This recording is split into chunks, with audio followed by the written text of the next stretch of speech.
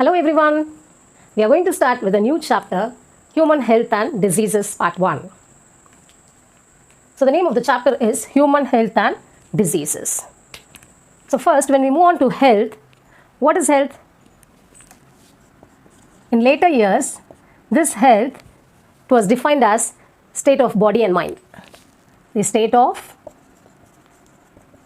body and mind. So in later years after that, Hippocrates as well as Indian Ayurveda, they asserted that the persons with black bile, they are a hot personality and they would have fevers. So after that, what happened?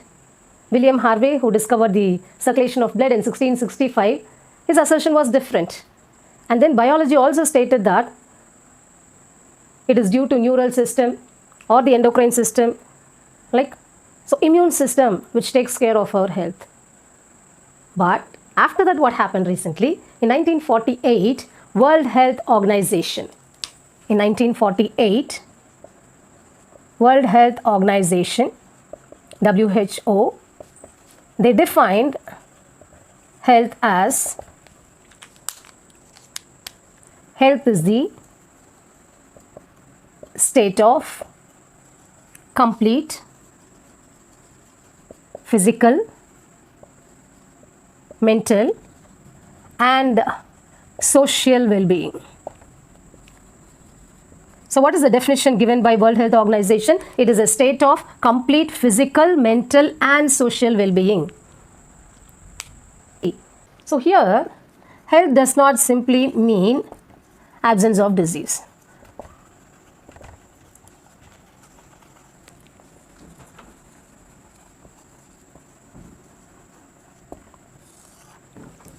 If an individual is disease-free, then you can't say that the person to be healthy, right? So it does not simply mean absence of disease, or it may be physical fitness.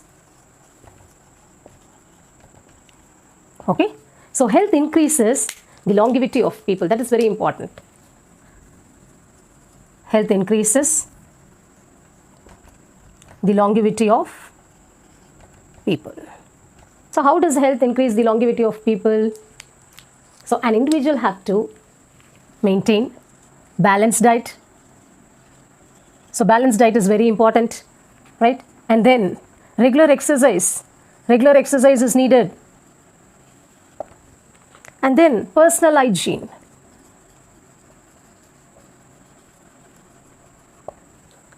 And one more thing is yoga. Yoga has been practiced regularly by each and every individual to keep the mind and body healthy.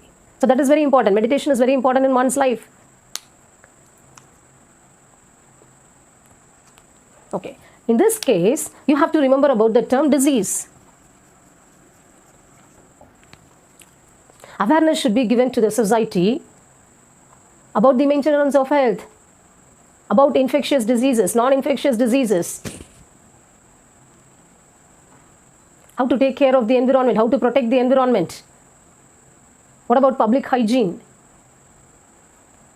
So it is necessary to create awareness among the society to get rid of diseases and to be healthy always.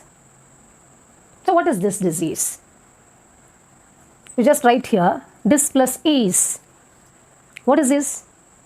Easy. You feel always easy when you are healthy. You feel comfortable. You can eat very well, you can sleep very well, and you'll be very active in your day-to-day work. You'll be able to do your daily activities properly. But in case, just add one more word along with this, dis plus ease. What is dis plus ease? Uncomfortable. You're not feeling easy, you're not feeling comfortable. When?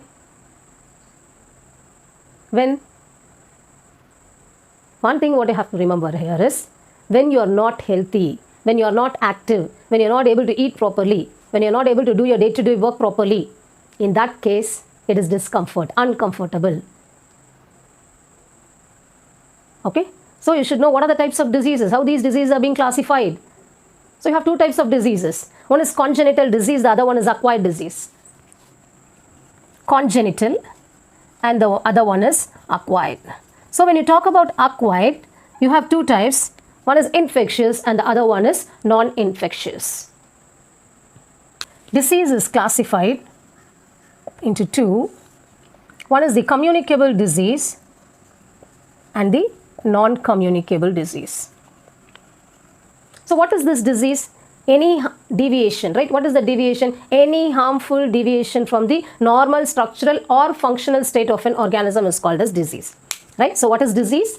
Any harmful deviation,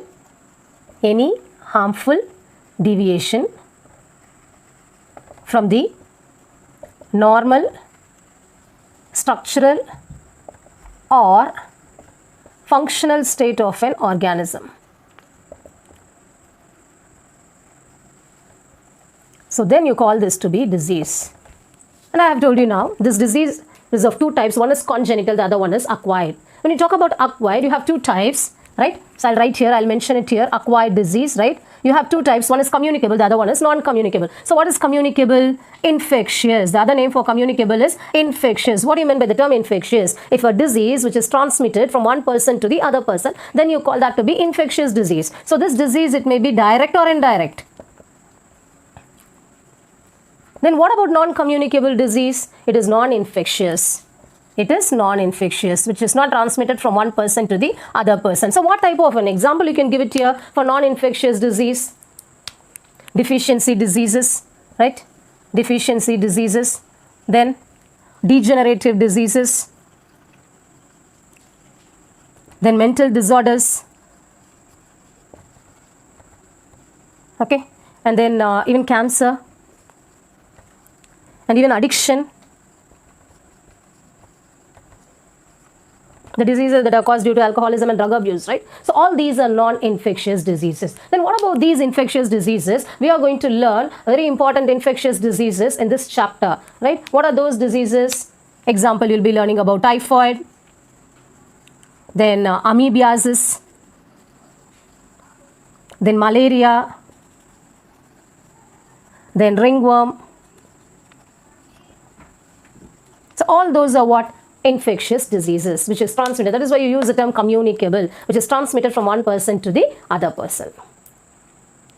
Next, we are going to learn about some important terms. So in this chapter, you will be dealing with the word prophylaxis. So what do you mean by the term prophylaxis? Preventive measures for a disease. What are the preventive measures? How can it be prevented? Okay, so the term what is used here, you call that to be prophylaxis. So what is meant by prophylaxis? Preventive measures for a disease. Right? Next one is epidemiology. So what do you mean by epidemiology? The study of causes and the spread of disease. The study of causes and the spread of disease. How the disease is being caused, how it is being spread. We have learned about infectious disease, right? How it is spread from one person to other person.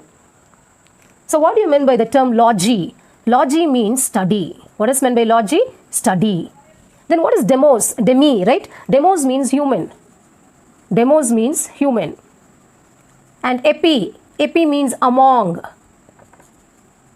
So that is why here you use the term epidemiology, the study of causes and the spread of disease, right? And next one is etiology, study of internal cause of disease, right? What is the internal cause? That is called as etiology. Next is, you should know very important term, incubation period. What do you mean by this term incubation period? The time interval between the entry of pathogen and the appearance of symptoms. After the symptom appears, we will come to know. So, the time interval between the entry of pathogen and the appearance of symptom, you call that to be incubation period. If you like this video, share, comment and subscribe my YouTube channel and follow me on Instagram and Facebook. And the link is available in the description box. Thank you.